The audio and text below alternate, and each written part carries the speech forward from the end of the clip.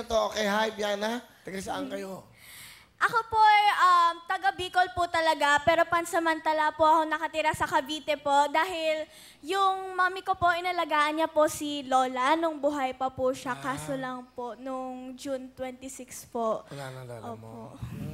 Baka nag-aaral ka ba? Yes po, nag-aaral po ako. Grade 8 student na po ako sa Casa de San Miguel Montessori School sa Bacoor, Cavite! Ano ba ang pangarap mo? Ano ba ang gusto mo? Pag-aaral mo, ano gusto mo tapusin? Kuya Will, gusto ko po talaga maging doktor po. At tapos gusto ko din po kunin yung kursong tourism po. Gusto ko din po maging artista, maging singer, maging dancer, maging sikat na model. Kompleto, lahat. Yes po. Alright, sige. Sino kasama? Pinapakilala ko po ang pinaka-pogi kong daddy, si Tatay Ivan!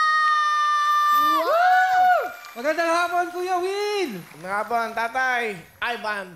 Ano gusto mong sabihin sa iyong dalaginding? Sweetheart, alam ko, pinaghihigihan mo yung mga pangarap mo sa buhay, yung gusto mong marating, kagaya ng pagkanta, yung pursigido ka. Sana hindi mo mapabayaan yung pag-aaral mo, tsaka just keep your feet on the ground at lagi kang magdadasal sa Diyos dahil walang ibang makakatulong sa atin kundi yung nasa taas. Maraming salamat dahil ikaw yung binigay sa amin ni Lord na anak. Napakabait mo, napakamasunurin mo at syempre, mahal na mahal ka namin. Ikaw ang buhay namin ni Mami. Thank you po. Biana, ano gusto mong sabihin sa papa mo?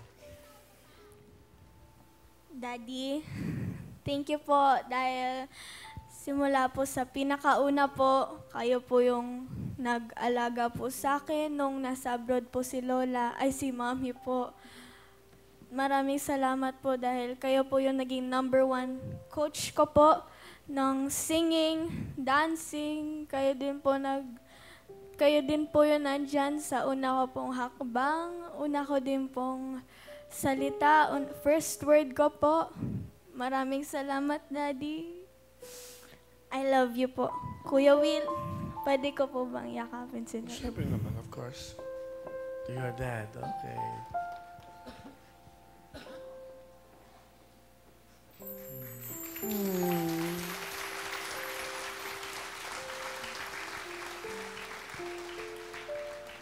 Okay. Kuya Will, pwede ko rin po ba siyang yakapin? Wala naman si Mami, nasa abroad eh. Iiyak na ikaw. Magkakalo!